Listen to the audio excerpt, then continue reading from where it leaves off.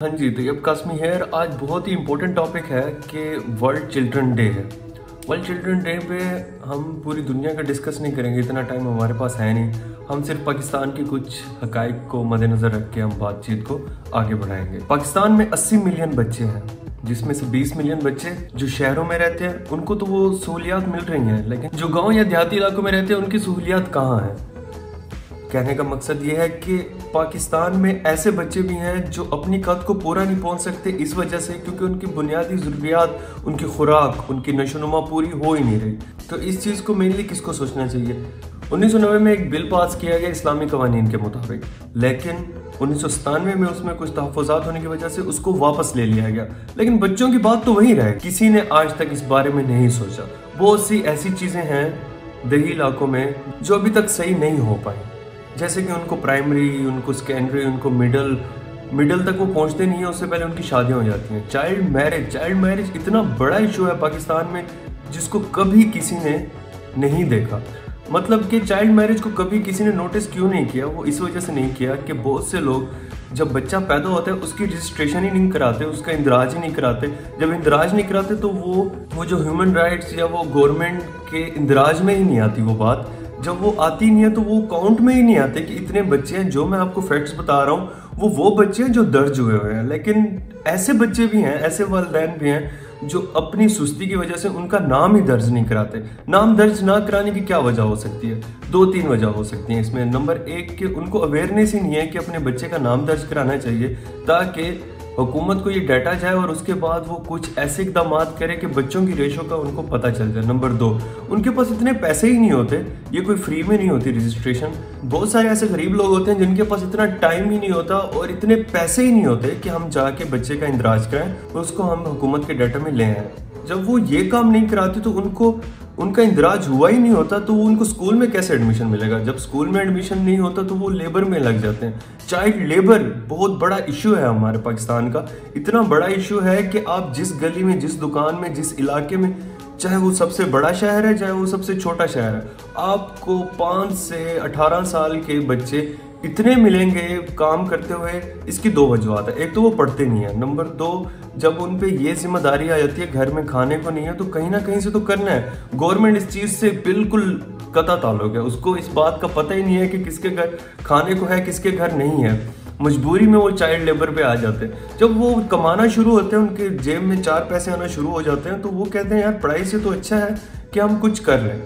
तो इस वजह से चाइल्ड लेबर बहुत बड़ा इशू है। हुकूमत को थोड़ी सी तवज्जो देनी चाहिए कि हम ऐसी बेसिक ज़रूरियात तो दे दें जिसमें बच्चे अपनी तालीम हासिल कर सकें या अपना फ्यूचर बना सकें, लेकिन ऐसा नहीं होता। माँ बाप उनको जिम्मेदारी जब देखते हैं कि उनके पास 4 पैसे आना शुरू हो गए हैं तो उनकी मैरिज करा देते हैं। फिर अंडर एज मैरिजेस आ जाती है। अंडर एज मैरिजेस का सबसे बड़ा नुकसान ये होता है कि वो जो लड़की होती है जो अभी अपने उस टाइम को पहुंची नहीं है, हालांकि लॉ में है कि 16 ईयर लड़की के लिए, 18 ईयर लड़की के लिए। अब 16 और 18 को कौन डिफाइन करेगा जब उनकी रजिस्ट्रेशन, उनका इंदराज ही नहीं हुआ किसी चीज़ में, उनका बेफारम, उनका शनाख्ती कार्ड कुछ नहीं बना हुआ, तो कौन उसको पूछेगा कि गैर कानूनी क्या हो रहा है? ऐसे देहाती इलाकों में 4 बंदे इकट्ठे हो जाते हैं, निकाह आ जाता है, शादी हो जाती है, उसके बाद जो मसले होते हैं वो बेसिक मसले हैं। पाकिस्तान में बर्थ रेट पे मरने वाली औरतों की तादाद दुनिया में सबसे ज़्यादा है। बर्थ रेशो में मरने की वजह क्या है? पहले तो वो उनको बेसिक खुराक ही नहीं मिली बचपन में, जिसकी वजह से उनकी क़ुव्वत मुदाफ़ियत, उनके इम्यून सिस्टम, उनकी बोन्स वैसे परवान चढ़ सकें। नंबर 1। नंबर 2, छोटी उम्र में शादी कर दी। छोटी उम्र में शादी करने के वो उसकी मैच्योरिटी को पहुंचे ही नहीं है तो वो प्रेग्नेंट हो गई। जब वो प्रेग्नेंट हो गई तो वो नहीं बियर कर सके। बियर क्यों नहीं कर सके? प्रेगनेंसी के दौरान उनको कोई प्रिकॉशंस नहीं है, उन्होंने वैसे काम करना है, उनको कोई नो हाउ नहीं है। कुछ NGOs हैं जो इस पे काम करती हैं, लेकिन वो भी अपने उल्लू सीधे करने के लिए आते हैं और अपने पैसे शैसे बना के चले जाते हैं। बेसिक जो काम है वो हुकूमत का है। चिल्ड्रन डेज पे सबसे अहम बात ये करना चाहूँगा कि अपने बच्चों का ख्याल रखिए। थिंग इज, जब छोटा होता है बच्चा, हम ना आज की नौजवान नस्ल को अपने, ये मैं पेरेंट्स के लिए कह रहा हूँ, अपने ज़माने के बच्चों से कंपेयर करते हैं। द थिंग इज, आज का नौजवान जो है उसके दरमियान इतना कंपटीशन और उसके अंदर इतनी एनर्जी है, he wants to do like that कि जैसे सारे कर रहे हैं। सारे मतलब कि आज के इरा में 22 से 30 इयर्स की उम्र तक के जो लड़के हैं वो with in a days billionaires बन रहे हैं। पहले होता था जो जद्दी पुश्ती अमीर होते थे वही अमीर होते थे, लेकिन अब ऐसा नहीं है। आप उनको समझने की कोशिश करें, जब आप उनको समझने की कोशिश नहीं करते तो वो लड़का वो बच्ची बागी हो जाती है। उनको समझने की कोशिश कैसे करनी है? उनको समझने की कोशिश ऐसे करनी है, उनको आराम से उनके कैलिपर पे आके सोचना है, बैठना है, बात करनी है कि बेटा कोई परेशानी तो नहीं है, बेटा तुम चाहते क्या हो। वो कंपटीटर है आज का, उसकी जेब में अगर अच्छा मोबाइल नहीं है, उसकी जेब में अगर पैसे नहीं है, वो क्या करे, उसके साथ वाले की जेब में है। वो कमाना चाहता है, आप उसे पढ़ाना चाहते हैं, उसको बोलो तुम कमाओ भी, तुम पढ़ो भी, तुमने जो करना है करो, लेकिन सिर्फ और सिर्फ you have to respect your values, that is it.